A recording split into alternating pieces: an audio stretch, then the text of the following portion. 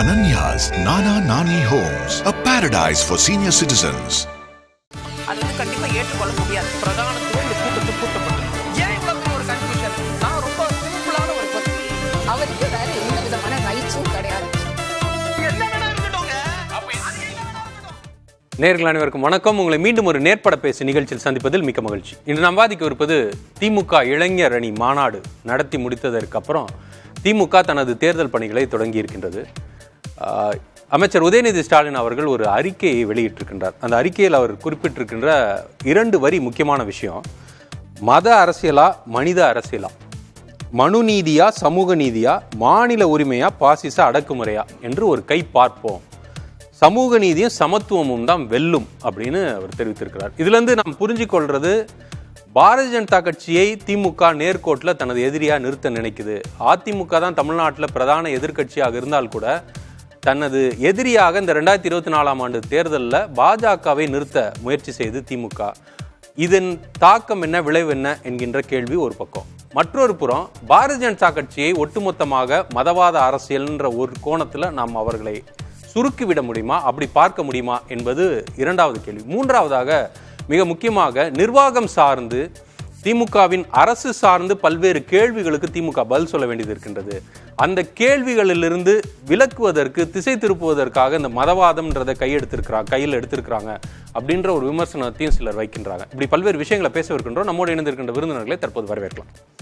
திமுகவின் வழக்கறிஞர் திரு சரவணன் அவர்கள், பாரதிய ஜனதா கட்சியின் திரு ஸ்ரீகாந்த் கருணேஷ் அவர்கள், ஓய்வு பெற்ற ஐஏஎஸ் அதிகாரி கோ பாலச்சந்திரன் அவர்கள், வழக்கறிஞர் சி அக்னீஸ்வரன் அவர்கள் மற்றும் பத்திரிகையாளர் ஷபீர் அஹமத் அவர்கள். அனைவருக்கும் வணக்கம். திரு சரவணன், உங்கள்கிட்ட தொடங்கலாம்னு நினைக்கிறேன். திமுக காட்டமாக நீங்கள் பாஜகவை தொடர்ச்சியாக விமர்சனம் பண்ணீங்க. 2021ஆம் ஆண்டு தேர்தல் வரைக்கும் அதிமுக தான் பிரதான எதிர்கட்சி. ஆனால் தொடர்ச்சியாக நீங்கள் பாஜக மீதான விமர்சனம் வைப்பது ஏன்? 1. 2, நீங்கள் மனித அரசியலா மத அரசியலான்னு கேட்குறீங்க. மதம்ன்றது மனிதனோட ஒரு பகுதி தானே? ஆன்மீகம், மெய்யியல் இதெல்லாம் ஒரு பகுதி தானே? நல்ல கேள்விகளை முன்வைத்திருக்கிறீர்கள். இப்போ அதிமுக தானே உங்களுடைய அரசியல் எதிரி, நீங்கள் ஏன் பாஜகவை தொடர்ந்து இவ்வளவு வீரியமாக எதிர்த்து கொண்டிருக்கிறீர்கள் அப்படின்னு ஒரு கேள்வியை கேட்குறீங்க. இதை 2 விதமாக பார்க்கலாம். ஃபஸ்ட்டு என்ன அப்படின்னா, அதிமுகவுக்கும் பாஜகவுக்கும் என்ன டிஃப்ரென்ஸ்னு கேட்குறோம். ஏதாவது வித்தியாசம் இருக்கா? 2014 இப்போ வரைக்கும் பாஜக கொண்டு வந்த மக்கள் விரோத சட்டம் ஏதாவது ஒரு சட்டத்திற்கு எதிராக பாஜக குரல் கொடுத்திருக்கிறதா? அதிமுக சொல்றீங்க? அதிமுக குரல் கொடுத்திருக்கிறதா? இல்லை. எல்லாம் இப்போ சிஏஏ சட்டம், அந்த சட்டம் நிறைவேறுவதற்கு காரணமே அதிமுக ஓட்டு போட்டது தான். அதிமுக ஓட்டு போடாமல் எதிர்த்து வாக்களித்திருந்தால், எதிர்த்து கூட வாக்களிக்க வேண்டாம், வெளிநடப்பு செய்திருந்தாலே போதும், அந்த சட்டம் தோல்வி அடைந்திருக்கும். ஆனால் அதை செய்ததா? முத்தலாக் தடுப்பு சட்டம் போட்டது. முத்தாய்ப்பாக நான் ஒரு விவசாயின்னு பேசிக்கொண்டிருக்கக்கூடிய திரு எடப்பாடி பழனிசாமி விவசாயிகள் சட்டத்திற்கு ஆதரவு கொடுத்தார். இந்தியாவில் எந்த முதல்வரும் அந்த சட்டத்தை வரவேற்கவில்லை.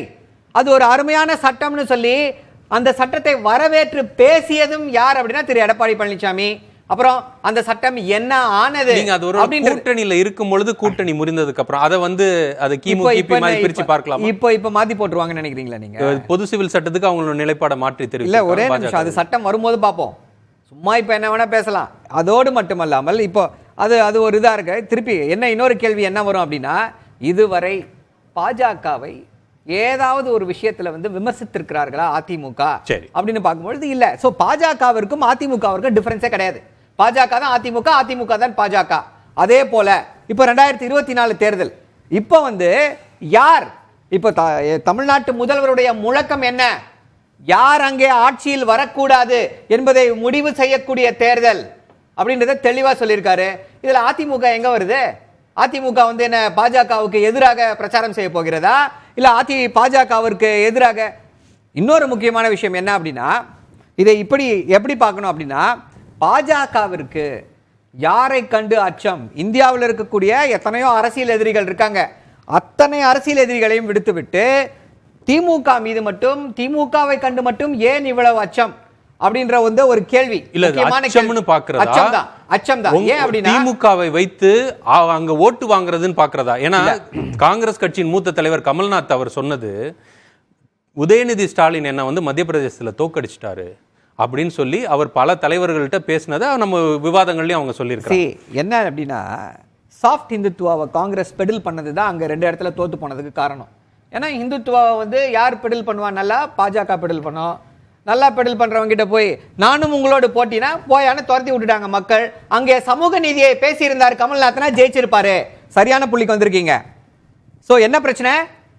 பாஜகவுடைய அந்த மதவாத சனாதன சித்தாந்தத்திற்கு எதிரான சித்தாந்தத்தை இந்தியாவிலேயே வைத்திருக்கக்கூடிய எல்லார்கிட்டையும் அதை வந்து பறைசாற்றி கொண்டிருக்கக்கூடிய ஒரே கட்சி, ஒரே இயக்கம் எது? திமுக.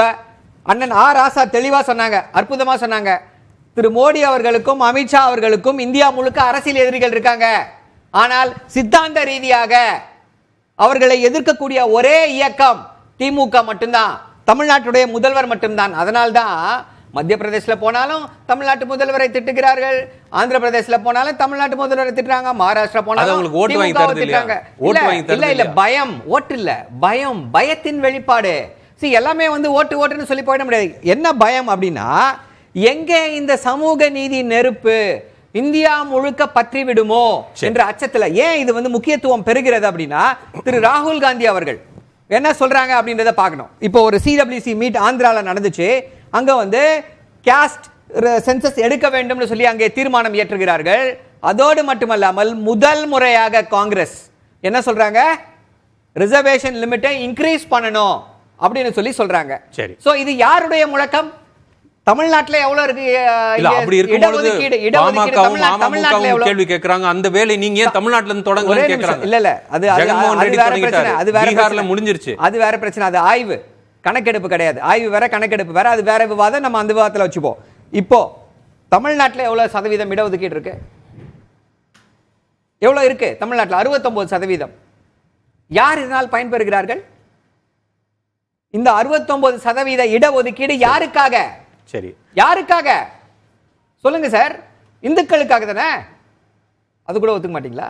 இல்ல அது நீங்க உங்களோட வாதம். நான் ஒத்துக்கிறது ஒத்துக்காது எனக்கு என்ன இருக்கு? பொதுவான விஷயம். இந்துக்களுக்கு தானே இந்த 69% இடஒதுக்கீடு. அப்ப இந்த 69% இடஒதுக்கீட்டை தமிழ்நாட்டில் கொண்டு வந்தது யாரு? திராவிட இயக்கங்கள். சரி, அப்போ இந்துக்களுக்காக பாடுபடக்கூடிய கட்சி எது? திமுக. இப்போ ஒரே நிமிஷம் இதை முடிச்சிடுறேன். இந்துக்களுக்கு நாங்கள் தான் பாதுகாவலர்கள், மற்றவர்கள் எல்லாம் இந்து விரோதின்னு பேசிக் கொண்டிருக்கக்கூடிய பாஜக இப்படிப்பட்ட இந்துக்களுக்காக இந்தியா முழுக்க 10 வருஷம் ஆட்சியில இருந்தாங்க சார். 10% இடஒதுக்கீடு உயர் ஜாதி ஏழைகளுக்காக கொண்டு வர முடிஞ்சது இல்ல? உயர் ஜாதி ஏழைகள் அல்ல, உயர் ஜாதியினருக்காக கொண்டு வர முடிஞ்சது இல்ல? உடனடியாக கொண்டு வர முடிஞ்சது இல்ல? ஏன் உங்களால இந்தியா முழுக்க 69% இடஒதுக்கீட்டை அமல்படுத்த முடியவில்லை? பாஜக ஏன் காஸ்ட் சென்சஸை பார்த்து பயப்படுது அப்படின்னா, அது வந்து பாஜக வந்து ஒரு பார்ப்பனர்களுக்கான கட்சி. நீங்க ரெண்டாவதுக்கு வந்துருங்க. மதவாத கட்சின்றது எப்படி பாஜகவை மதவாதத்துல மட்டும் நீங்க எப்படி சுருக்குறீங்கன்றது சுருக்கமா வச்சிருங்க. மற்றவர்கள்ட்ட போய் மதவாத கட்சியின் பொழுது பாஜக வந்த பிறகுதான், பாஜக ஆட்சிக்கு வந்த பிறகுதான் கிறிஸ்துவர்கள், முஸ்லிம்கள் எல்லாருமே வந்து வேறுபடுத்தப்படுகிறார்கள். 2002 குஜராத்தில் என்ன நடந்துச்சு? எத்தனை ஆயிரம் இஸ்லாமியர்கள் வந்து படுகொலை செய்யப்பட்டனர். ராமர் கோயில் நேற்று தினம் திறந்து வச்சிருக்காங்க. ஏதாவது ஒரு கலவரம் நடந்ததா? ஏதாவது அசம்பாவிதம் நடந்ததா? இல்ல, அமைதியான முறையில் நாங்க நடத்தி வச்சிருக்கோம். அப்போ 2002 ஓகேன்றீங்க. 2002 தான் நடந்துச்சு, அதை பத்தி பேசாதீங்களா? 2002 காலகட்டத்தில தாண்டி நாங்க பரிணாம வளர்ச்சியில நிறைய மாறிட்டோம்னு சொல்றோம். அந்த கரைகளை கழுவி விட முடியுமா? 2014 இருந்து 2024 வரை கும்பல் படுகொலை அப்படின்னு நீங்க ஒரு வார்த்தையை நீங்க இதுக்கு முன்னாடி கேள்விப்பட்டிருக்கீங்களா? இந்தியாவில் மாப் லிஞ்சிங் எதற்காக? மாமிசம் வைத்திருந்தார்கள். என்ன மாமிசம்? மாட்டோடைய மாமிசத்தை வைத்திருந்தார்கள், பீஃப் வச்சிருக்காங்கன்னு சொல்லி கும்பல் படுகொலைகள் எத்தனை முறை நடந்திருக்கு? 2014 அக்லக்கான்ல இருந்து இதுவரை எத்தனை முறை நடந்திருக்கு? இது வந்து இதற்கு முன்னால நடந்திருக்கிறதா? இல்லையே. பிரதமர் திரு ராகுல் காந்தி அவர்கள் வந்து வயநாட்டில் போய் போட்டியிடுறாருன்னு சொன்னதுக்கு என்ன மாதிரியான விமர்சனத்தை வைத்தார்? அதே போல உத்தரப்பிரதேசத்துல எப்படிப்பட்ட விமர்சனங்களை வைத்தார்கள்? இவர்களுக்கு வந்து மதத்தை வைத்து பிரித்து, இப்போ நீ ஒரு இன்னொரு சின்ன எடுத்துக்காட்டு சொல்ல முடியும். சின்ன எடுத்துக்காட்டை சொல்லிடுறேன். எப்படி இவர்கள் வந்து மதத்தை வைத்து மட்டுமே அரசியல் செய்கிறார்ன்றதுக்கு நேத்து வந்து திருமதி நிர்மலா சீதாராமன் ஒன்றிய நிதியமைச்சர் பரப்பிய புரளி, விதைத்த அந்த வதந்தி, இதுவே வந்து மிக சிறந்த எடுத்துக்காட்டு. உதாரணம் சொல்லி திரு ஸ்ரீகாந்த் கருணேஷ், ஒரு மதத்தை வைத்து அரசியல் செய்யக்கூடிய கட்சி, அதை எங்கள் நேர்கோட்டில் நின்று நாங்கள் எதிர்க்கிறோம், நீங்க வந்து பாஜக திமுகவை பார்த்து தான் பயப்படுது அப்படின்னு சொல்ற. அதாவது நம்ம இன்னைக்கு பேசுகிற தலைப்பே எனக்கு ரொம்ப வேடிக்கையாக இருக்குது. மத அரசியலா மனித அரசியலா? மனித அரசியல்னு என்ன, அரசியல் என்ன, மனித அரசியல் என்ன? மனு நீதியான உயர்நீதிமன்றம் தெரியும், உச்ச நீதிமன்றம் தெரியும், மனு நீதிமன்றம் எங்கே இருக்குது? சமூக நீதியானலாம், சமூக நீதி பற்றி பேசுகிறதுக்கு எந்த அருகதையும் இல்லாத கட்சி திமுக. இன்னை வரைக்கும் வேங்கை வயலில் யார் மலங்கல கலந்தான்னு கண்டுபிடிக்க முடியாத ஒரு காவல்துறையும் ஆட்சி அதிகாரமும் கையில் வச்சுட்ருக்காங்க. அவங்க எம்எல்ஏ ஒருத்தர் கருணாநிதிங்கிற பேரில் அவர் வீட்டில் கொடுமைப்படுத்தப்பட்டிருக்காங்க. ஒரு பட்டியலினத்து பெண்ணு சூடு வச்சு அடித்து உதச்சி மிதிச்சு. அதனால் இவங்க என்ன பேசுகிறாங்கன்னு அவங்களுக்கே புரியல, மக்களுக்கும் புரியல. புரியாமல் பேச கற்றுக்கிட்டாரு. அதனால் ஒரு படத்தில் சொல்லுவார், அதனால் பெரிய ஆள் ஆகிடுவார்னு. அதனால அவர் ஏதோ அர்த்தம் இல்லாம பேசியிருக்காரு. அதுல நம்ம பெரிய ஆள் ஆக்குனதுக்கு பாஜக தான் காரணம். உதயநிதி ஸ்டாலினை நீங்க வந்து மத்திய பிரதேஷ்லயும் ராஜஸ்தான்லயும் போய் முறைக்கு நீங்க பேசினது யாரு? பாஜக தானே. அப்ப உதயநிதி ஸ்டாலின் ஒரு பெரிய ஆள் தானே நீங்க பேசணும். யாரோ ஒருத்தரை பத்தி பேசுவீங்க. முக்கியமா ஒரு விஷயம் சொல்றேன். இப்ப கூட நண்பர் பேசினாரு என்கிட்ட வந்து, சரவணன் வந்து சொல்லும்போது சில கருத்துக்கள் நான் வந்து எனக்கு ரொம்ப வேடிக்கையா இருந்தது. அவங்க சொல்றாங்க திமுகவோட கொள்கையை வந்து யார் வரக்கூடாது என்பதற்காக தான் இந்த தேர்தலில் போறோம் அப்படின்னு தெளிவா இருக்காங்க. பொதுவாக நீங்கள் ஒரு நல்ல விஷயம் பாருங்கள், எப்போவுமே பாஜகவுக்கும் திமுகவுக்கும் என்ன வித்தியாசம்னா, நாங்கள் என்னென்னலாம் நல்லதுன்னு மக்களுக்கு எடுத்து சொல்லுவோம், வளர்ச்சி திட்டங்கள் முன்வைப்போம், ஆக்கப்பூர்வமான பணிகள் எடுத்து செய்வோம், இந்தியாவை 3வது பொருளாதார நாடாக உயர்த்துவோமோ. அவங்க என்ன செய்வாங்க, எல்லாத்தையும் எதிர்ப்பாங்க. மொழியா இந்தி எதிர்க்கிறோம் அப்படிம்பாங்க, நீட் தேர்வா எதிர்க்கிறோம், அவங்க கொண்டாந்தது தான் நீட் தேர்வு, அவங்களே எதிர்ப்பாங்க. ஸ்டெர்லைட் ஆலை உத்தரவு கையெழுத்து போட்டவர் ஸ்டாலின், அவரே எதிர்ப்பார், அவரே கலவரம் பண்ணுவார். மீத்தேனா அவங்க கொண்டாந்து திட்டம், அவங்களே எதிர்ப்பாங்க. எதை சனாதனமா அழிக்கிறோம் ஒழிக்கிறோம், அவங்க திட்டங்களே எல்லாமே அழிக்கிறோம் ஒழிக்கிறோம் உதைக்கிறோம் அடிக்கிறோம், இப்படியே பரபரப்பா எதிர்மறை சித்தாந்தம். இதுல நீங்க சில விஷயங்களை விட்டுட்டீங்க. ஸ்டெர்லைட் ஆலையின் மூலமா அந்த கிராம மக்களை ஒழிக்கிறோம், அதுக்கப்புறம் அணு உலை கழிவை இங்கே கொட்டுறதன் மூலமாக அந்த மக்களை அழிக்கிறோம், அந்த மாதிரியான விஷயங்களும் அந்த மக்கள் பேசுறாங்கல்ல. அழிக்கிறோம் ஒழிக்கிறோம்ன்றதுக்கு ரெண்டு பக்கமும் இருக்குது இல்லையா? இல்ல ஒரு நிமிஷம், நீங்க வந்து அணு உலைக்கு வந்து பல காரணங்களுக்கு, இப்ப என்ன கல்பாக்கத்தில் அணு உலை இருக்கு, எல்லாரும் மக்கள்லாம் கொத்து கொத்தா செத்தா விழுறாங்க.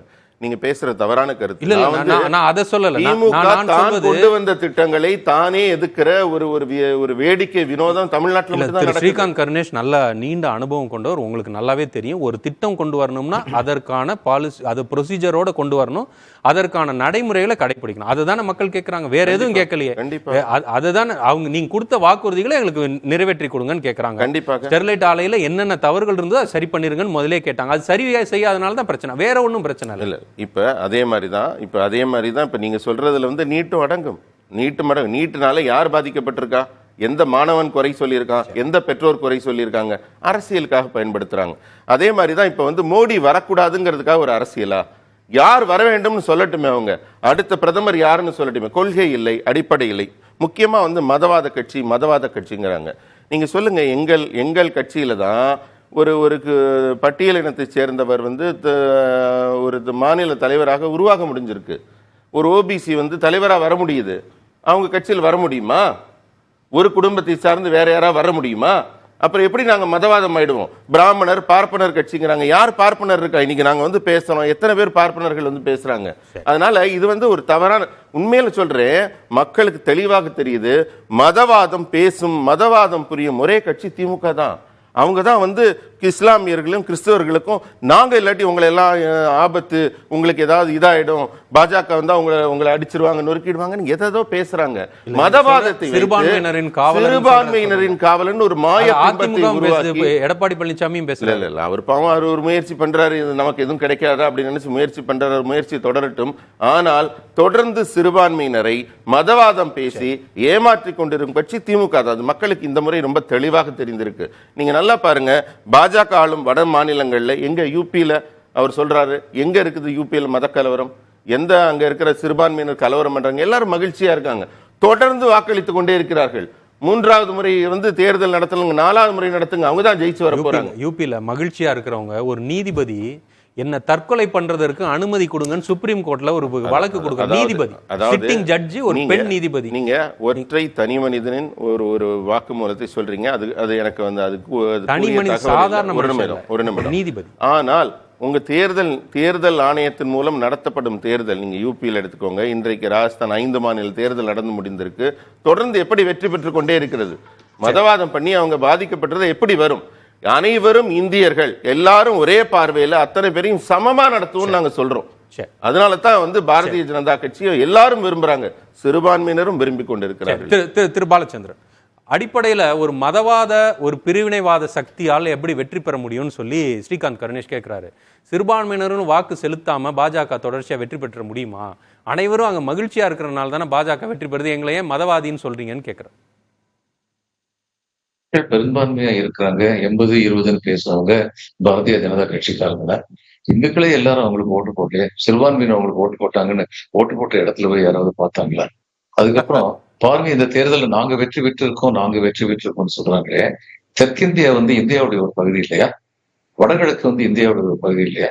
அங்க ஏன் தோத்தாங்கிறத பத்தி பேச வேண்டியதானே? அதையும் பத்தி பேச மாட்டேங்கிறாங்க. அல்லது கர்நாடகாவில் ஏற்கனவே பதவியில் இருந்தவங்க எதனால பதவி இழந்தாங்க? இப்ப வளர்ச்சி திட்டங்களை வைத்து நாங்கள் தேர்தல் வாக்குறுதிகள் கொடுக்கிறோம். நாங்களே 2014 அப்புறம் இவங்க என்ன வளர்ச்சி திட்டங்களை பத்தி பேசுறாங்க?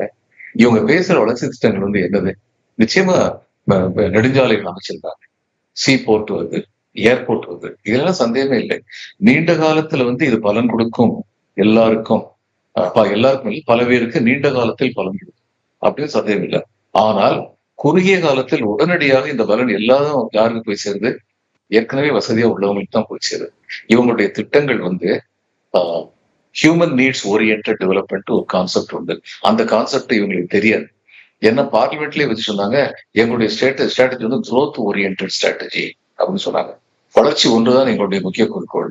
யார் வளருவாங்கிறதே பேச மாட்டோம், வளர்ச்சி ஒன்றுதான் எங்களுடைய முக்கிய குறிக்கோள். இப்ப இதுல ஒண்ணு சொல்றேன் நானு, இப்ப ஜிடிபி வந்து மேல போயிருச்சுன்னு சொல்றாங்கன்னு வைங்க. ஜிடிபிங்கிறது கிராஸ் டொமஸ்டிக் ப்ராடக்ட். இதை எல்லாருமே வந்து சேர்த்து வச்சு மேல கூட்டு போயிட்டாங்கன்னு சொன்னா, இப்ப எனக்கு வந்து 10 லட்ச ரூபா வருமானம் இருந்தது, திரு கருணானந்தம் அவர்களுக்கு வந்து 2 லட்ச ரூபா வருமானம் வைங்க. இவங்க நடத்துற 10 வருஷம் ஆட்சியில ஏன் 10 லட்சம் 1 கோடி ஆயிடுச்சு, திரு கருணானந்தனுடைய 2 லட்சம் 1 லட்சம் ஆயிடுச்சு. ஆனா ஆவரேஜ் என்ன ஆகுது? 50,50,000 ரூபா. முந்தைய ஆவரேஜ் எவ்வளவு இருந்தது? 6 லட்சம் இருக்கு. 6 லட்சத்துல இருந்து 50,50,000 வந்தோம்னா வளர்ச்சின்னு சொல்லலாம். யாருக்கு வளர்ச்சி அப்படிங்கிற கேள்வி வந்து கண்டிப்பா வரும். அதுக்கப்புறம் நீங்க அப்ப என்ன சொல்ல வரீங்கன்னா, ஒரு சிறிய குறுகிய வட்டத்திற்கு மட்டும்தான் வளர்ச்சி இருக்கு, அந்த வளர்ச்சி அபரிதமான வளர்ச்சியா இருக்கு, அதை ஒட்டுமொத்த இந்தியாவின் வளர்ச்சியா கட்டமைக்கிறாங்கன்னு சொல்றீங்களா? ஆமா, அதுதான் இவங்க பேசுற வளர்ச்சி வந்து குறிப்பிட்ட சில பேருக்கு மட்டும்தான் போகுது. ஏற்கனவே பணக்காரங்களா இருக்கவங்க இன்னும் பணக்காரங்க, இதெல்லாம் நான் சொல்லலைங்க. இவங்களுடைய ஆட்சிக்கு கீழே, ஒன்றிய அரசு கீழே வந்து டைரக்டரேட் ஆஃப் ஸ்டாட்டிஸ்டிக்ஸ்னு ஒன்று இருக்கு. அந்த டைரக்டர் ஆஃப் ஸ்டாட்டிஸ்டிக்ஸ் வந்து என்ன சொல்லியிருக்காங்க, 10 வருஷமா பொருளாதார வீழ்ச்சி அடைஞ்சுக்கிட்டு இருக்குன்னு சொல்லியிருக்காங்க. ஏன் அவங்களை சஸ்பெண்ட் பண்ண வேண்டியதானே? அவங்க போய் சொன்னா 10 வருஷமா பொருளாதார வீழ்ச்சி அடைஞ்சுக்கிட்டு இருக்கிறது உண்மைதான், அதை யாராலையும் வந்து மறுக்க முடியாது. உடனடியா என்ன சொல்ல ஆரம்பிச்சாங்க, இந்த கொரோனா வந்து எத்தனையும் காரணம்னு சொல்ல ஆரம்பிச்சாங்க. அதுக்கப்புறம் உண்மைகள் அம்பலப்படுத்தப்பட்டன. கொரோனாவுக்கு முந்தைய இருந்தே இந்திய பொருளாதார வீழ்ச்சி அடைய துவங்கிருச்சு. 2014 வந்து 1 வருஷம் அது வந்து அது வரைக்கும் காங்கிரஸ் ஆட்சி இருந்தது. இந்த எஃபெக்ட்னால அந்த 1 வருஷம் ஆச்சு. அதுக்கப்புறம் மடமடன்னு கீழே சரியா ஆரம்பிச்சு. அதுதான் உண்மை, இதை யாராலையுமே வந்து மறுக்க முடியாது. அதுக்கப்புறம் இவங்களுடைய திட்டங்கள் எல்லாமே வந்து இப்ப கழிப்பிடங்கள் கட்டணுங்கிறது மிகச் சிறந்த ஒரு திட்டம், சந்தேகமே கிடையாது. திரு மோடி அவர்கள்ட்ட வந்து ஒரு கெட்டிக்காரத்து என்னன்னா, ஒண்ணு நம்பினார்னா அதை அவரால் தீவிரமா செயல்படுத்த முடியுங்கிற ஆற்றல் உடையது. ஆனா இந்த திட்டத்துல கழிப்பிடம் கட்டி கொடுத்தாங்களே, அதுக்கு நீர் வசதி பண்ணி கொடுத்தாங்கன்னா யாரும் மறந்துட்டாங்க. இப்ப கழிப்பிடத்துல நீர் வசதி இல்லைன்னா அந்த கழிப்பிடத்தை வச்சு என்ன செய்ய முடியும்? அப்ப என்ன பண்றாங்க, இப்ப என்ன சொல்றாங்க, லோக்கல் செல்ஃப் கவர்மெண்ட் வந்து நீர் வசதி கொடுக்கணுங்கிறாங்க. இந்த திட்டம் வந்து நாசமா போச்சு. உண்மை இதுதான். போய் போட்டோ எடுத்து காமிக்கட்டும், இதுல வந்து எத்தனை கழிப்பிடம் கட்டி கொடுத்துருக்கோம், அதுல எத்தனை நீர் வசதி இருக்குன்னு சொல்லி இவங்க வந்து புள்ளிவிவரம் கொடுக்கட்டும். இவங்களால கொடுக்க முடியாது. இப்ப நாங்க வந்து 4 கோடி பேரை வந்து நாங்க வந்து வீட்டு உரிமையாளர்கள் ஆக்கிட்டோம் அப்படின்னு சொல்லி மோடி வந்து லட்சாதிபதி பிச்சை எடுத்துக்கிட்டு இருக்க நிலைமையில இருந்தவங்க, பிச்சைங்கிற வார்த்தையை அவர் பயன்படுத்தல, ஏழைகளா இருந்தவங்களை நாங்க லட்சாதிபதி ஆக்கியிருக்கோம் அப்படின்னு சொன்னாரு. அது என்ன ஸ்கீமு? ஒரு வீடு கட்டுறதுக்கு 8 லட்சம் ரூபா. அந்த 8 லட்சம் சென்ட்ரல் கவர்மெண்ட் எவ்வளவு கொடுக்குறேங்கிறாங்க? 1.5 லட்சம் கொடுக்குறேங்கிறாங்க. ஸ்டேட் கவர்மெண்ட் சொல்றாங்க நீ ஒரு 1.5 லட்சம் கொடு, மீது 5 லட்சம் யாரு கொடுக்கணும்? அந்த வீடு யாருக்கு போய் சேருதோ அவன் கொடுக்கணுமா? நான் கேட்கிறேன், எத்தனை ஏழைக்கு 5 லட்சம் ரூபாய் கொடுக்க முடியும்? சரி, இது வந்து நீங்க சொல்றதெல்லாம், அதாவது மத்திய அரசின் செயல்பாடுகள், திட்டங்கள் வந்து சரியா செயல்படல, அதனால அவங்க மத அரசியலை நோக்கி அவங்க வந்து நகர்றாங்க அப்படின்றத நீங்க சொல்றீங்க. அப்படி எடுத்துக்கலாமா திரு பாலச்சந்திரன்? எடுத்துக்கலாம். 2014 ஆண்டுக்கு 2 கோடி வேலை வாய்ப்பு கொடுப்பேன் நாங்கள், அது என்னாச்சு? ஆமா, அவர்களோட வாக்குறுதிகள் இல்ல. ஆனா நீங்க பேசவே இல்லையே. மதவாத அரசியலை நோக்கி நகர்றாங்கன்னா நாங்க என்ன மதவாதம் செய்யறோம்ன்றத கேக்குறாங்க. நாங்கள் ஏதாவது பிரிவினைவாதம் மாதிரியான விஷயங்களை பேசுறோமா, இல்ல நாங்க இப்பொழுது நீங்க ஒரு சமீப காலத்துல இந்த ஓராண்டு 2 ஆண்டுகள்ல நாங்க சிறுபான்மை மக்களை தாக்குதல் நடத்துறதோ துன்புறுத்துறதோ அந்த மாதிரி விஷயங்கள் நடக்குதா? நேற்றைய தினம் ஏதாவது தவறா நடந்ததா, அசம்பாவிதங்கள் இருக்குதா, அந்த மாதிரியான புள்ளி விவரங்கள் இருக்குதான்னு கேக்குறாங்க. இருங்க, 2 விஷயம் மட்டும் சொல்லிடுறேன், உங்களுக்கு விளங்கும். சமீபத்துல நயன்தாரா நடிச்ச ஒரு படத்துல ராமன் மாம்சம் சாப்பிட்டாருன்னு சொன்னதை பத்தி போலீஸ்ல எஃப்ஐஆர் கொடுத்தாங்க. எஃப்ஐஆர் கொடுத்தாங்க. சக்கரவர்த்தி திருமகன்கிற புத்தகத்துல இவர் ராஜாஜி எழுதியிருக்காரு, 8வது பக்கத்துல நினைக்கிறேன், ஃபர்ஸ்ட் எடிஷன், நேரம் 2000 ரூபாய் அந்த புத்தகத்துடைய விலை. அதுல ராஜாஜி எழுதியிருக்காரு, ராமன் கடவுள் இல்லை, ராமன் மனிதன் தான் அப்படின்னு சொல்லி எழுதியிருக்காரு. சக்கரவர்த்தி ராஜகோபாலாச்சாரிக்கு எவருமே தெரியாதுன்னு சொல்லிடுவாங்களா? ஒண்ணு. இன்னொன்னு, இதுவரைக்கும் மத்தவங்ககிட்ட தங்களுடைய நம்பிக்கையை திணிக்க பார்த்தாங்க. அதுக்கு ஒரு உதாரணம் சொல்றேன். ஏர் இந்தியால டிராவல் பண்ணா நீங்க வெஜிடேரியன் மட்டும் தான் சாப்பிடணும்னாங்க. நான் கேட்கிறேன், நான் பணம் கொடுத்து நான் டிராவல் பண்ணும்போது எனக்கு பிடிச்ச சாப்பாடு சாப்பிடறதுக்கு எனக்கு உரிமை இல்லையா? இப்போ உங்களுடைய டேஸ்ட எங்க மேல திணிச்சீங்க. இதே தப்பு இப்ப ராமன் மேலேயே திணிச்சிட்டாங்க. ராமன் வெஜிடேரியன், அவனை நான்வெஜ் சாப்பிடுன்னு சொன்னது தப்புன்னு சொல்லி கேஸ் போட ஆரம்பிச்சிட்டாங்க. இதை விட மத்தவங்க மேல தங்களுடைய நம்பிக்கைகளை திணிக்கிறாங்கிறதுக்கு வேற என்ன உதாரணம் வேணும்? அவ்வளவுதான். திரு ஷபீர், இதுல திமுக வர்சஸ் பாஜக அப்படின்ற அரசியல் மாறுவதற்கான சூழ்நிலையில அதிமுக இரலவெண்ட் ஆயிட்டே இருக்குதா? அதற்கு காரணம் திமுக பாஜகவை எதிரியா நிறுத்துவது காரணமா, இல்ல அதிமுக தனது செயல்பாடுகளிலே ஒரு சுணக்கம் இருக்கு, அதனால அவங்க வீரியமாக களத்துல நிக்கல, இது காரணமா இருக்குமா? அதிமுகவுடைய செயல்பாடுகளில் ஒரு சுணக்கம் இருக்கு. இந்தியாவில் இருக்கக்கூடிய மற்ற எல்லா எதிர்கட்சிகளுக்கும் ஏற்பட்டிருக்கக்கூடிய அந்த பயம் அப்படின்றது அதிமுகவுக்கும் ஏற்பட்டிருக்கு. அதனால தான் அவங்க பாஜக கூட்டணி விட்டு வெளியே வந்திருக்காங்க. நீங்க பாஜகவோட கூட்டணி சேர்ந்தால் எந்த கட்சி கூட்டணி சேருதோ அந்த கட்சி காலி ஆயிரும் அப்படின்றதுக்கா வரலாற்று ரீதியான உதாரணங்கள் ஏராளமாக இருக்கிறது. நீங்க உதாரணத்துக்கு எடுத்துக்கிட்டீங்கன்னா சந்திரபாபு நாயுடு ஆட்சியை இழந்திருக்கிறார். அதுக்கப்புறம் உங்களுக்கு நிதிஷ்குமார் பாஜகவோட இருந்ததால வேற வழி இல்ல. இப்ப அவங்க சந்திரபாபு நாயுடு மீண்டும் உள்ள சேர்ந்துட முடியுமா அப்படின்னு இவங்களும் முயற்சி பண்றாங்க. அவரும் அதுக்கு ரெடியா இருக்காரு. அரசியல் ரீதியாக இரலவெண்ட் ஆகக்கூடிய ஒரு வாய்ப்பு அப்படின்றது ஏற்படுகிறது. அது பாஜகவுக்கு தான் லாபமாக அமைகிறது அப்படின்றது. ரெண்டாவது, உங்களுக்கு பாஜக கடந்த 10 ஆண்டுகளாக என்ன பண்ணியிருக்காங்க, அவங்களுடைய வேலை அப்படின்றது தொடர்ந்து நடந்துட்டு இருக்கு. அவங்க ஆட்சியில இருந்தாலும் இல்லாவிட்டாலும் ஆர்எஸ்எஸ் மற்றும் சங்கு பரிவார் அமைப்புகள் கிரவுண்ட் லெவல்ல வேலை செய்யக்கூடிய அந்த வேலை அப்படின்றது தொடர்ந்து நடந்துட்டு இருக்கு. அவங்க ஆட்சிக்கு வரும்போது அவங்களுடைய ஆர்கனைசேஷனை எக்ஸ்பேண்ட் பண்றாங்க. ஆமா, எல்லா இன்ஸ்டிடியூஷன்ஸையும் கேப்சர் பண்றாங்க. இன்னைக்கு இந்தியாவில் இருக்கக்கூடிய பெருவாரியான இன்ஸ்டிடியூஷன்ஸ் அவங்க கேப்சர் பண்ணியிருக்காங்க. அந்த இன்ஸ்டிடியூஷன்ஸ் உடைய சிந்தனையை மாற்றி இருக்கிறார்கள். அந்த மக்களுடைய சிந்தனையை மாற்றிருக்காங்க. இப்போ வட இந்தியாவில் உங்களுக்கு முஸ்லிம்களுக்கு எதிராகவோ அல்லது சிறுபான்மையினருக்கு எதிராகவோ ஒரு கருத்தை சொல்லிட்டு சாதாரணமாக சொல்லலாம். எந்த விதமான ஒரு அச்சமும் பயமும் அவங்களுக்கு தேவையில்லை அப்படின்ற ஒரு நிலையை இன்னைக்கு உருவாக்கியிருக்காங்க. இவங்க சொல்றாங்க மதவாத அரசியல் எங்க பண்ணோம் அப்படின்னு சொல்லிட்டு. நீங்க பல்கிஸ் பானுடைய கேஸ்ல ரெமிஷன் கொடுத்து அவங்க வெளியே வராங்க. வெளியே வருகின்றவர்களுக்கு லட்டு கொடுத்து வரவேற்கக்கூடிய காட்சிகள்லாம் நம்ம பார்க்குறோம். எவ்வளோ ஒரு கொடூரமான ஒரு குற்றம் அது. அதையும் கொண்டாடக்கூடிய ஒரு மனநிலையை இன்னைக்கு ஏற்படுத்தி இருக்காங்க. அது மட்டும் இல்லாம அதை நியாயப்படுத்தக்கூடிய ஒரு விஷயத்தையும் தொடர்ந்து பண்ணிட்டு இருக்காங்க அப்படின்றதும் நம்ம பாக்குறோம். நீங்க என்ன சொல்ல வரீங்க? தவறுகள் நார்மலைஸ் ஆயிடுச்சு, எல்லாத்தையும் நார்மலைஸ் பண்றாங்க. இவர் சரவணன் பேசும்போது சொன்னாரு, இந்த மாதிரி மாப் லிஞ்சிங் அப்படின்றது நடக்குது, கும்பல் கொலைகள் அப்படின்றது நடக்குது. நீங்க இதுக்கு முன்னாடி எப்போ இந்த மாதிரி அடித்து ஒருவரை கொன்று இருக்கிறார்கள், அவர் பீஃப் வச்சிருந்தாரு அல்லது அவர் கறி வச்சிருந்தாருன்றதுக்காக அடிச்சு கொண்டு இருக்காங்க அப்படின்ற ஏராளமான சம்பவங்கள் நடந்திருக்கு. அப்படின்னும் போது இந்த சம்பவங்கள்லாம் எப்படி நடக்குது?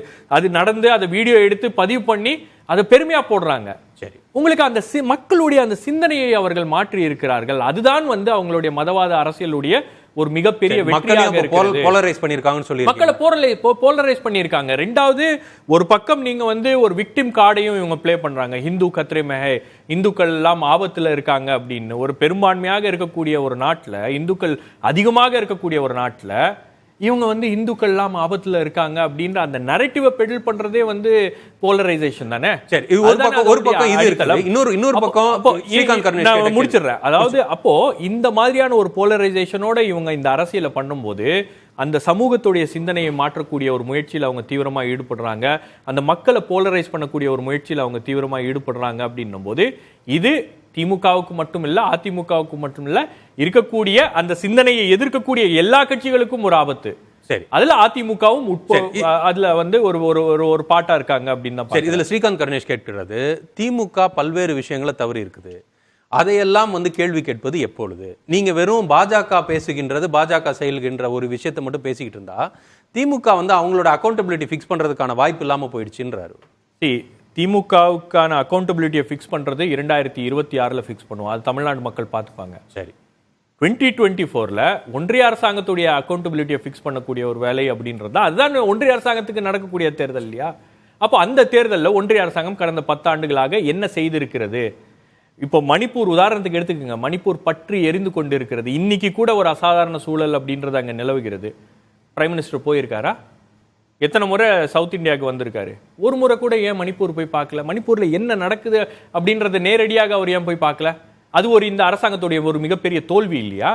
ஒரு 147 பிணங்களை வந்து கொண்டு போய் ஒரே நாள்ல அடக்கம் பண்றாங்க. அந்த காட்சிகள்லாம் வந்து நீங்க என்ன காசாவில் தான் அந்த மாதிரி காட்சிகளை பார்த்துருக்கோம். அது மணிப்பூர்ல நம்ம இந்தியாவில் இருக்கக்கூடிய ஒரு பகுதியில் நம்ம அந்த காட்சிகளை பார்க்கிறோம் அப்படின்னும் போது, அப்போ இதெல்லாம் வந்து இதெல்லாம் கேள்வி கேட்கக்கூடிய ஒரு தேர்தல் தான் 2020 நாடாளுமன்ற தேர்தல். அதனால ஆளுங்கட்சியை வந்து அவங்க நாடாளுமன்ற தேர்தலில் 2வது நாடாளுமன்ற தேர்தலில் திமுகவை பொறுத்த வரைக்கும் அவங்க எடுத்திருக்கக்கூடிய நிலைப்பாடு அப்படின்றது உங்களுக்கு வந்து சரியான நிலைப்பாடு. ஏன்னா இங்க வந்து பாஜகவுக்கு எதிரான ஒரு மனநிலை அப்படின்றது இருக்கு. சரி, அதை எப்படியாச்சும் மாற்ற வேண்டும் அப்படின்ற ஒரு தீவிர முயற்சியில பாஜக இங்க ஈடுபட்டு இருக்கு. எப்படியாச்சும் வந்து அதிமுகவையும் காலி பண்ணி நம்மளால வந்து இங்க வளர முடியுமா அப்படின்ற ஒரு தீவிர முயற்சியில இருக்காங்க. 2வது இவங்க மதத்தை வச்சு அரசியல் பண்ணல அப்படின்னு பேசுறாரு ஸ்ரீகாந்த் கருணேசன் அவர்கள். தஞ்சாவூர் மாணவி மரணம் என்ன பண்ணாங்க? அப்பட்டமான மத அரசியல்ல அது. ஒரு மாணவி அவங்க வந்து சூசைட் பண்ணிக்கிட்டாங்க. போய் அதை ஃபோர்ஸ்ட் கன்வர்ஷன், கட்டாய மத மாற்றம் அப்படின்னு சொல்லிட்டு அதை பிரச்சனை பண்ணி எவ்வளோ பெரிய பிரச்சனை உண்டாக்குனாங்க. 65 வயதுடைய அந்த வார்டன், சகாயமேரி அப்படின்ற அந்த வார்டன் வந்து சிறையில் இருந்தாங்க. இன்னைக்கு அந்த ஸ்கூலுடைய ஹாஸ்டலே க்ளோஸ் பண்ணப்பட்டிருக்கு. அது 100 ஆண்டுகளுக்கு மேலாக இருக்கக்கூடிய ஒரு பள்ளி. 2வது உங்களுக்கு சொல்றேன், நீங்க மதத்தெல்லாம் வந்து பெரிய நம்பிக்கை இருக்கு அப்படின்லாம் பேசக்கூடிய ஒரு கட்சி பாஜக. சமீபத்தில் ஒரு பேட்டியில் உதயநிதி ஸ்டாலினுடைய ஒரு பேட்டி, அமைச்சர் உதயநிதி ஸ்டாலினுடைய ஒரு பேட்டி, அது குறித்தான விமர்சனத்துக்கு அண்ணாமலை பேசிய அந்த கொச்சையான வார்த்தைகள், அது எங்க இருந்து பேசுறாரு? அவரு ஒரு கோயிலுக்குள்ள இருந்து பேசுறாரு. ஒரு கோயிலுக்குள்ள அந்த கோயிலெல்லாம் சுத்தப்படுத்தி முடிச்சுட்டு பேட்டி கேட்கும் போது கோயிலுக்குள்ள அந்த மாதிரி ஒரு வார்த்தையை நீங்க பயன்படுத்தலாமா? பயன்படுத்திட்டு அதை வந்து அதை நார்மலைஸ் பண்றாரு. கொங்குடைய வட்டார வழக்கு அப்படின்றாரு. எனக்கு தெரிஞ்சு நானும் கொங்குக்காரன் தான், அக்னீஸ்வரன் சொல்லட்டும், இது கொங்குடைய வட்டார வழக்கா? எவ்வளவு பேர் இருக்காங்க இது வரைக்கும் வந்து கொங்குல பாஜகவிலேயே நிறைய பேர் இருக்காங்க. அவங்க எல்லாம் இது வரைக்கும் ஒரு வார்த்தை அந்த மாதிரி பேசினது இல்லையே. அப்ப எல்லா விஷயத்தையும் நார்மலைஸ் பண்ணக்கூடிய ஒரு நடவடிக்கை ஆன்மீகத்துக்கு சம்பந்தம் இல்ல, அது அரசியல் அரசியல் தான். திரு அக்னீஸ்வரன், அதாவது அதிமுக வந்து ரொம்ப இர்ரெலவெண்டா செய்திகள்ல இல்லாமல் இருக்குதுன்னு சிலர் கவலைப்படுறாங்க. அதற்கான காரணம் என்ன? பல்வேறு விஷயம். உதயநிதி ஸ்டாலின் சொல்லியிருக்காரு. அப்ப நீங்க அவர்களை விமர்சனம் பண்ணலாமே, அதிமுக விமர்சனம் பண்ணலாம், அவங்க தான் விமர்சனம் பண்ணணும். நாங்க போய் அவங்கள விமர்சனம் பண்ண முடியும்? சும்மா இருக்கவங்கள போய் நாங்க விமர்சனம் பண்ண முடியுமா? சரி, திரு அக்னீஸ்வரன், அதுக்கு காரணம் என்ன? தமிழ்நாட்டுக்கு தேவைன்னு சொல்லி உதயநிதி ஸ்டாலின் சொல்றாரு. அதிமுக பலமா இருப்பது தமிழ்நாட்டிற்கு அவசியம்னு உதயநிதி ஸ்டாலின் சொல்றாரு. அதிமுக பலமா இருக்கிறது தமிழ்நாட்டுக்கு அவசியம் அப்படின்றத அது யாரு கவலைப்படுறாங்க பாருங்களேன். மனுநீதி, சமூக நீதிலாம் பற்றி பேசுகிறாங்க. ஆனால் ஒரு அடிப்படை இலக்கணம் அப்படின்னு ஒன்று இருக்குது. மனுநீதினா ஒவ்வொருத்தருக்கும் ஒரு நீதி, சமூக நீதினா அனைவருக்கும் எல்லாருக்கும் ஒரே நீதி. ஆனால் திமுகவில் மனுநீதி தான் இன்ன வரைக்கும் போய்கிட்டு இருக்கு. அண்ணாவிற்கு பிறகு கலைஞருக்கு பிறகு அவருடைய புதல்வர், அப்புறம் அவருடைய புதல்வர் இப்படிதான் போய்கிட்டு இருக்கு. வாரிசு அரசியல் நிறைய பேசலாம் சார். இல்ல நம்ம உங்களை விமர்சனம் வைக்காதீங்க. இல்ல அப்புறம் மனுநீதியை பத்தி நீங்க பேசலாமா? இல்ல வாரிசு அரசியல் நான் ஒரே விளக்கம் கொடுத்தேன். சரவணன் வந்துறேன். ஜானகி எப்படி முதல்வரானாங்க? எதுக்காக முதல்வரானாங்க? சசிகலா யாரு? இல்ல அவங்களுக்கு ஜெயலலிதாவுக்கு என்ன சம்பந்தம்? நான் ஏன் இந்த குறுக்கீடு? மனுநீதியை பத்தி அதாவது கலைஞர் அவர்கள் தான் கேட்பாரு என்னன்னு கேட்டீங்கன்னா திமுக ஒன்றும் சங்கர மடம் அல்ல. நான் இப்ப திமுகவுக்கு கேட்கிறேன், சங்கர மடம் ஒன்றும் திமுக அல்லன்னு கேட்டேன், நீங்க ஒத்துக்கிறீங்களா? ஏன்னா ஒருத்தருடைய வாரிசு தான் அங்க வர முடியும், வேறவங்கள வர முடியாது. அதை விட்டுருவோம். ஒரே ஒரு விளக்கம் தான். இல்ல சார், அப்படி இல்ல சார். நம்ம ஜனநாயகத்துல நிறைய குறைகள் இருக்கு. இந்திய ஜனநாயகத்துல அதுல ஒரு குறைகள் இல்ல இருக்கு சார். இல்ல நான் பட்டியல் போட்டுமா இப்ப நம்ம ஜனநாயகத்துல எவ்வளவு பிரச்சனை இருக்குன்ட்டு சார். அது நூற்றுக்கணக்கான பிரச்சனை இருக்கு சார். நம்ம ஜனநாயகத்துல நிறைய குறைகள் இருக்கிறதுனுடைய வெளிப்பாடு பல கட்சிகள் குடும்ப கட்சிகளா மாறி இருக்கு. அது ஒரு பெரிய விவாதம், வேற விவாதம். தேர்தல் சீர்திருத்தம் தனியா பேசுவோம்.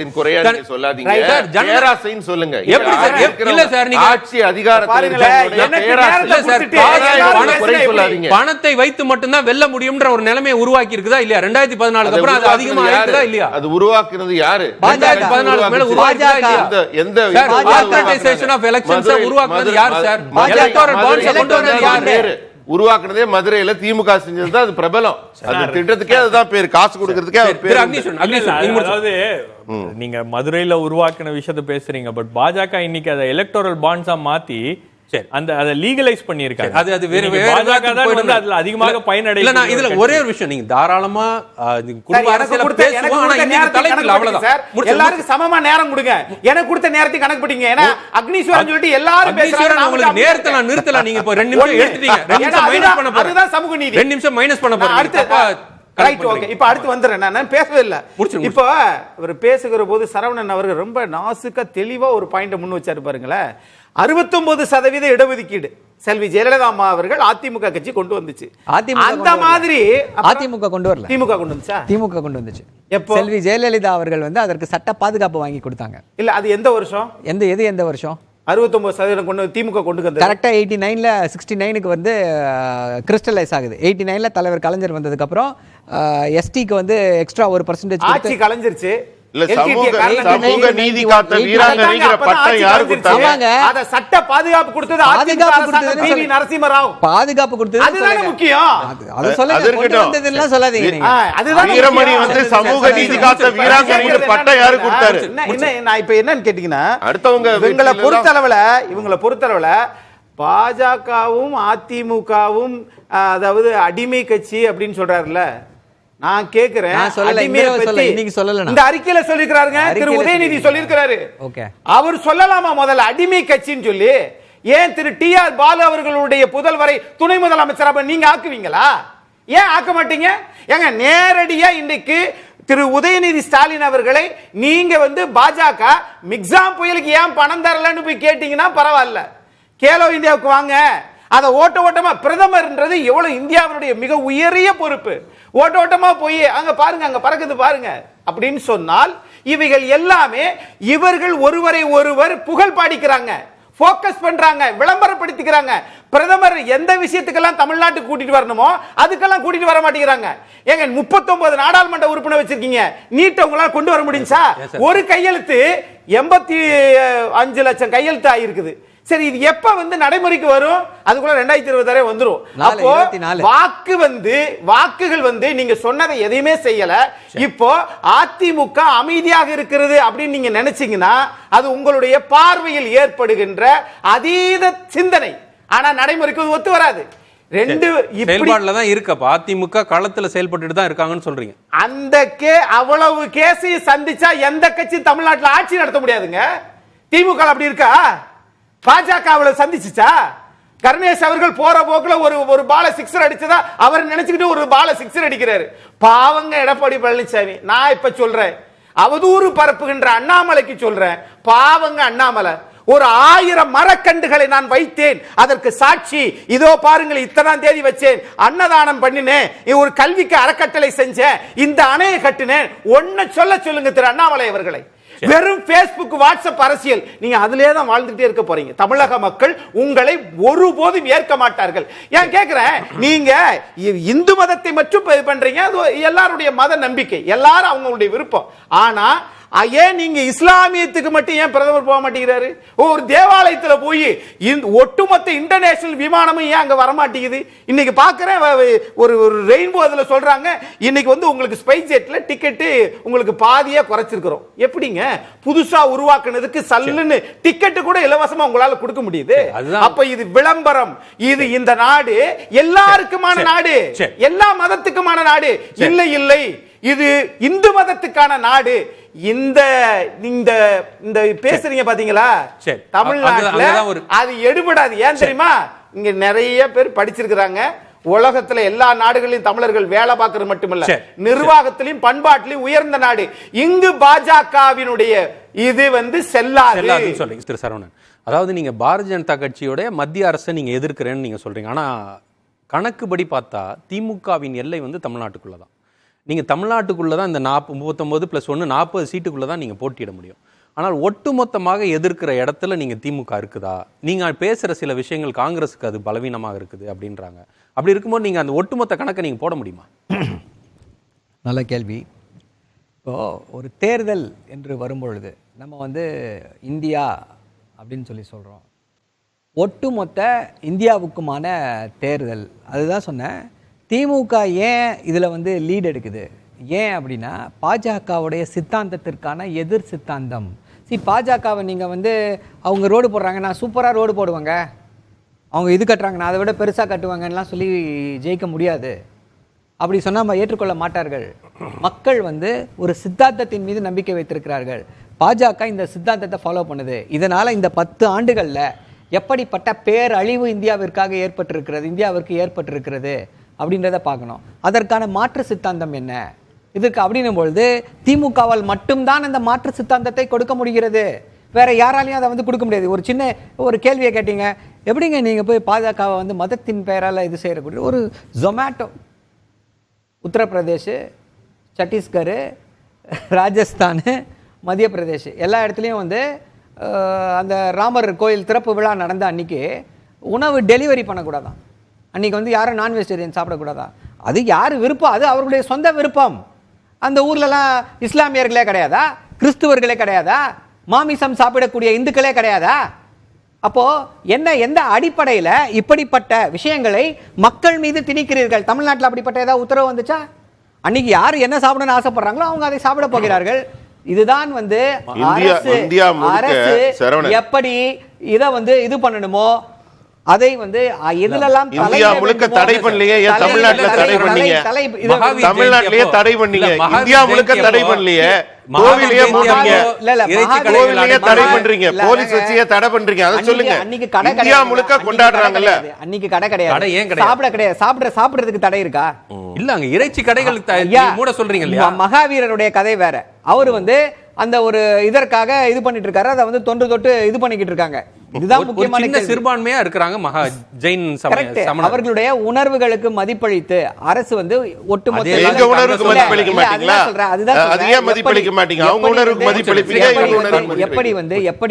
எப்படி வந்து எல்லாருடைய சொந்த விஷயங்கள்ல பர்சனல் இஷ்யூஸ்ல எல்லாத்துலயுமே வந்து மதத்தின் அடிப்படையில் இவர்கள் வந்து மூக்கை நுழைக்கிறார்கள் என்பதுதான் வந்து முக்கியமான விஷயம். இது ஒரு இதே போல எந்த பிரதமராவது 11 நாள் வந்து ஆன்மீக சுற்றுலா சென்றிருக்கிறாரா இது வரைக்கும்? என்ன நோக்கம்? உங்களுடைய நோக்கம்? நான் லீவே எடுக்கிறது இல்லைங்க, 18 மணி நேரம் நான் தூங்காமல தாங்க வேலை பார்க்குறேன் இந்தியாவுக்கு. அப்போ அந்த 11 நாள் என்ன பண்ணீங்க? அந்த 11 நாளில் தான் கேலோ இந்தியா நிகழ்ச்சிக்கு வந்தாரு, திறந்து வச்சாரு. கேட்குறோம். அப்போ அதுக்கு ஏன் போறீங்கன்னு கேட்குறோம். லீவே எடுக்கலன்றல. இப்போ இதுக்கு லீவில் கணக்கில் வருமா வராதா? இதே போல முடிச்சிடலாம். இதே போல என்ன ஏன் வந்து இவர்களுடைய கவனம், அதுதான் சொன்னேன். இப்போ சொல்றேன், ராமர் கோயில் திறப்பு விழா வந்து இவர்களுக்கு வந்து ஒரு மிகப்பெரிய அரசியல் ஆதாயத்தை கொடுக்கும் என்று நினைத்தார்கள். அதுல வந்து ஒரு மிகப்பெரிய ஏமாற்றத்தை சந்தித்திருக்கிறார்கள். அதனாலதான் என்ன பண்ணிருக்காங்க, திருமதி நிர்மலா சீதாராமனை வைத்து வதந்தி தமிழ்நாட்டுல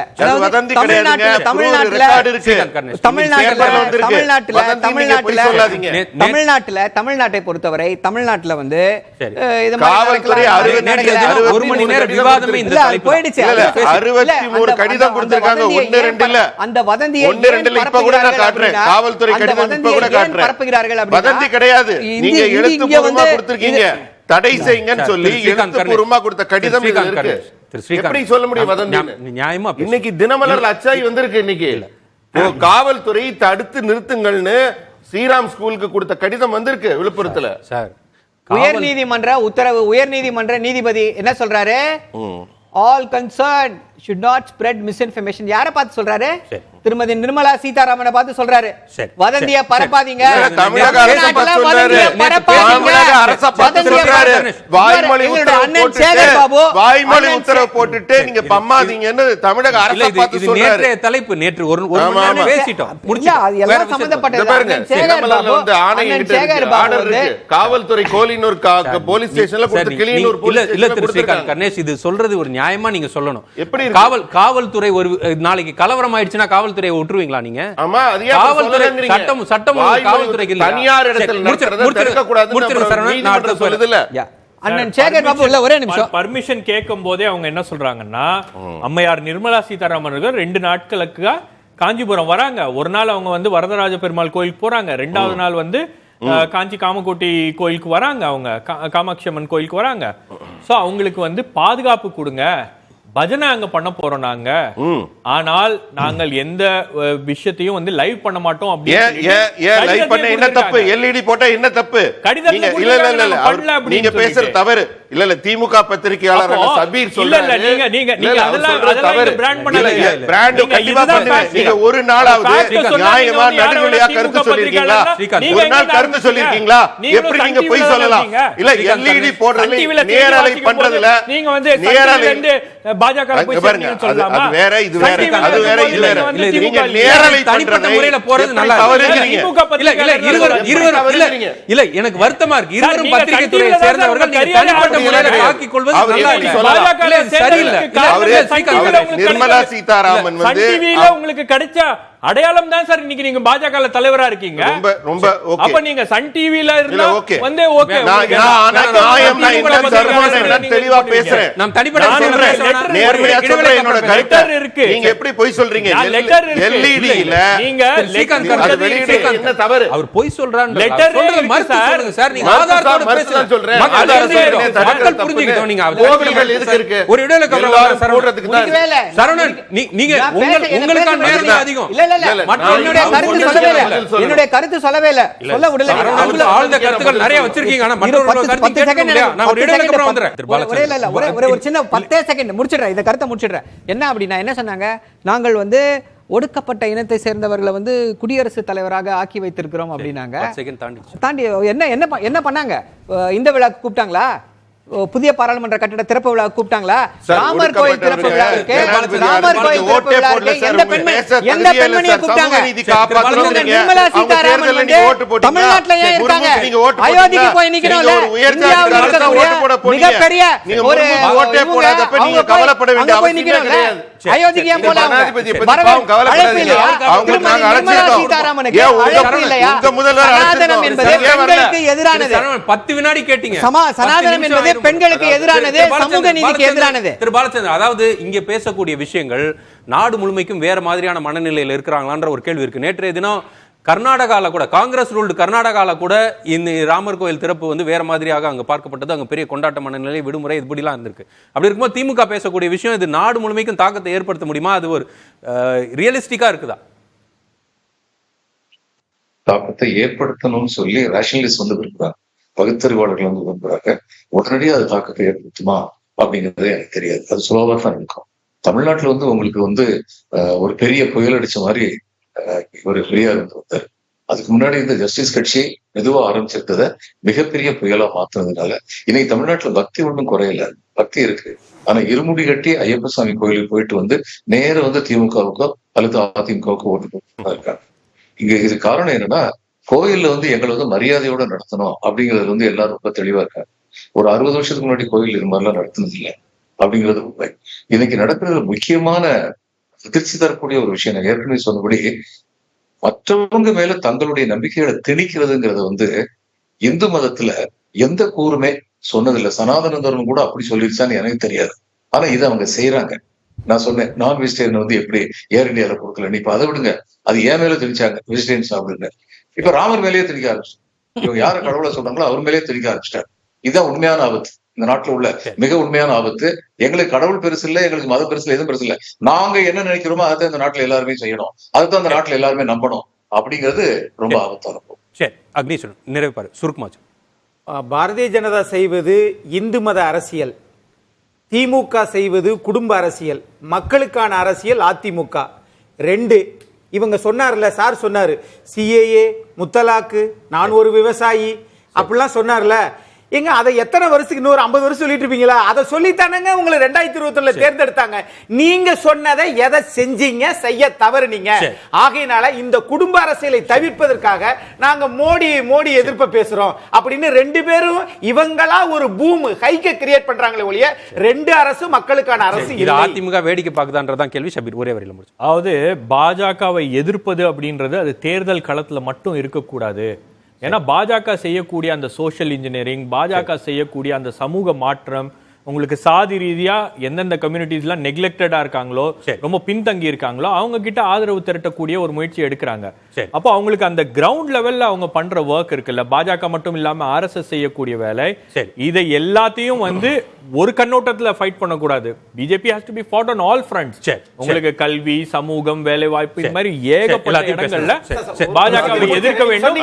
காவி அரசியலை நீங்க சொன்னீங்கல்ல, எதிர்க்க வேண்டும். சமண கொஞ்சம் அப்படின்னு சொன்னீங்கல்ல, ஆனா உலகம் தோன்றியதிலிருந்து 3 பேர் தான் இந்தியாவில் இருந்திருக்காங்க. ஏது? புத்தர், அசோகர், சமணர். இந்து மதம் எதுவும் வரல சாமி. ஏன்னா அது பூரா மாயை. அதாவது மக்களுக்கான அரசியல் சொல்லணும். பகுத்தறிவு, ரேஷனலிசம், அதுதான் உலகம் பூரா வெல்லும். முடிச்சிருங்க. இன்னைக்கு தலைப்போட்டிய கருத்து நான் சொல்லணும். மாநில உரிமை மீட்புன்னு ஒரு வேடிக்கையான தீர்மானம் திமுக நிறைவேற்றிருக்காங்க. பாஜக திமுகவையும் அதன் ஒட்டுமொத்த ஊழலையும் எதிர்த்து மாநிலத்தையே திமுக கிட்ட இருந்து மீட்கணுங்கிறதுக்காக தான் போராடி வருது. கண்டிப்பா 2G ஃபைல்ஸ் இனிமே வரிசையா வரும். திமுகவின் ஊழல்கள் வெளிப்படுத்தப்படும், அம்பலமாகும். நாங்க திமுகவை கண்டிப்பாக ஊழலை அமலப்படுத்தி எங்களை எதிர்ப்பை காட்டிக் கொண்டே இருப்போம். இது போன்ற அலறல்கள் வந்து கொண்டே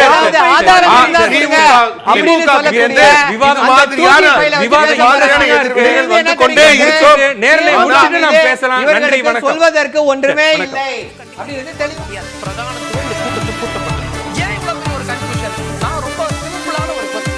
அவருக்கு வேற எந்த விதமான ரைட்ஸும் கிடையாது.